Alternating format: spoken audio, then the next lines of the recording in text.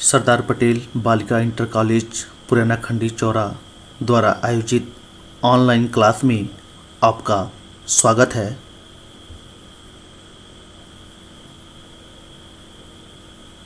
Computer विज्ञान कक्षा 10 presented by Satish Kumar Pandey.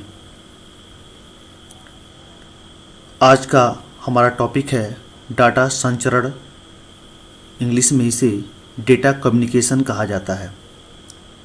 Data communication से तात्पर्य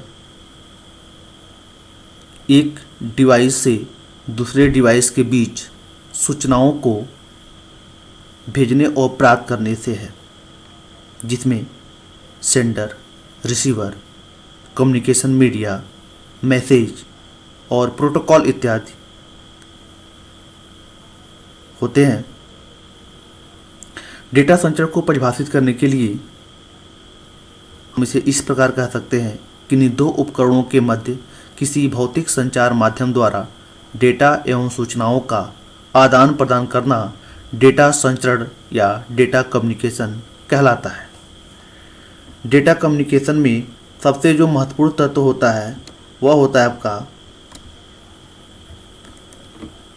सेंडर, दूसरा तत्व आपका होता है रिसीवर, तीसरा तत्व होता है मीडियम, चौथा मैसेज और प्रोटोकॉल जो सेंडर और रिसीवर दोनों तरफ होता है।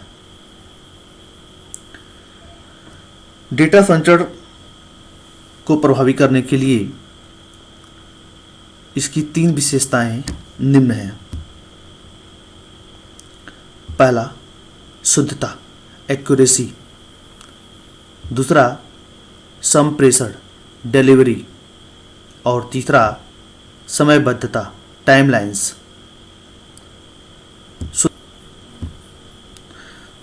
पहला, शुद्धता।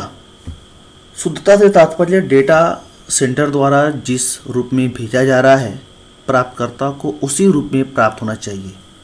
यह नहीं कि डेटा आप कुछ और भेज रहे हैं और प्राप्तकर्ता को कुछ और प्राप्त हो।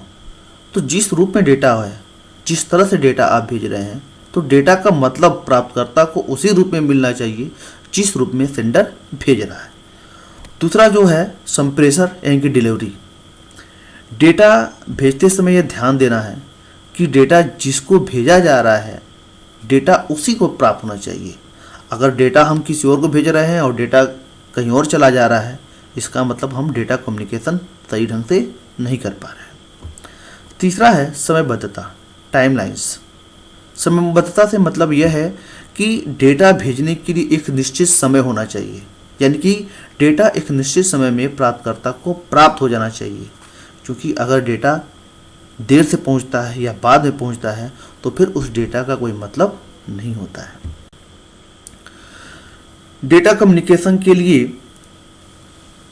प्राथमिक संचार मॉडल तैयार किया गया है, जिसमें अलग अलग तत्वों जिनके बारे में मैंने पहले थोड़ा सा ब्रीफ किया था, उन तत्वों के बारे में जानना जरूरी है कि आखिर में प्राथमिक संचार मॉडल में तत्व करते क्या हैं।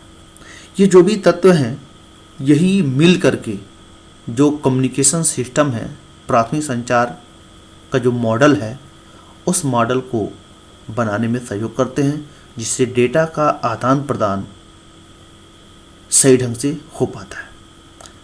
इसमें पहला बात करेंगे हम कि इनके जो तत्व हैं वो कौन कौन से हैं। प्राथमिक संचार मॉडल में मुख्य जो तत्व हैं वो निम्न हैं: संदेश प्रेषक, संचार माध्यम, प्राप्तकर्ता और संचार प्रोटोकॉल। संदेश, नेटवर्क में जो सूचनाएं भेजी जाती हैं उन्हें संदेश कहा जाता है।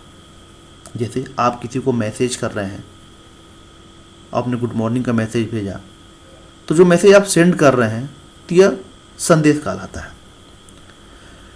प्रेषक, नेटवर्क में वह उपकरण या वह डिवाइस जो सूचनाएं भेजने का काम कर रहा है उसे प्रेषक या सेंडर कहा जाता है, या भेजने वाला।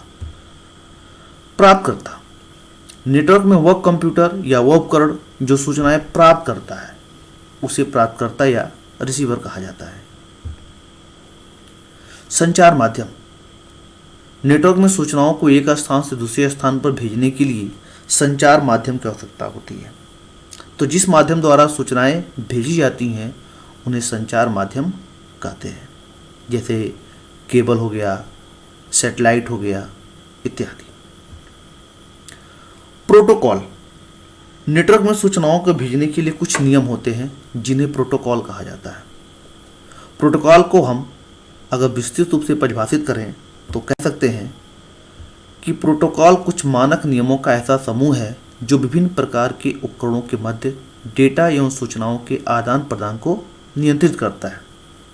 जैसा कि आप स्क्रीन पर देख रहे हैं, communication protocol, wifi, satellite communication, Bluetooth, NFC and RFID, different type के जो डिवाइसेज हैं उनके बीच सूचनाओं को कंट्रोल करने के लिए, नियंत्रित करने के लिए एक रूल होता है, ग्रुप ऑफ रूल होता है जिसे प्रोटोकॉल कहा जाता है। या एक साधारण अर्थ में कह सकते हैं कि प्रोटोकॉल नियमों का समूह होता है। ये जो प्रोटोकॉल होते हैं वो कुछ निम्न उदाहरण आपको दिए जा रहे हैं, जैसा HTTP hyper text transfer protocol, TCP transmission control protocol, IP internet protocol, FTP file transfer protocol, DHCP dynamic host control protocol और UDP यूजर डेटाग्राम प्रोटोकॉल। ये रहे कुछ प्रोटोकॉल के उदाहरण, लेकिन प्रोटोकॉल और भी बहुत सारे होते हैं। अगर बहुत डिटेल्स में हम उसकी बात करेंगे तो आगे इसके बारे में चर्चा करेंगे हम लोग कि हार्डवेयर और सॉफ्टवेयर दो तरह के प्रोटोकॉल होते हैं। उसकी चर्चा करने से पहले हम लोग अगला जो टॉपिक हमारा होगा उसमें पढ़ेंगे कि जो प्रोटोकॉल है इसके लिए जो ISO ने रेफरेंस मॉडल प्रस्तुत किया है वो रेफरेंस मॉडल क्या है, जिसे हम लोग OSI लेयर या OSI रेफरेंस मॉडल के रूप में आगे पढ़ेंगे। Thanks for watching. Thank you.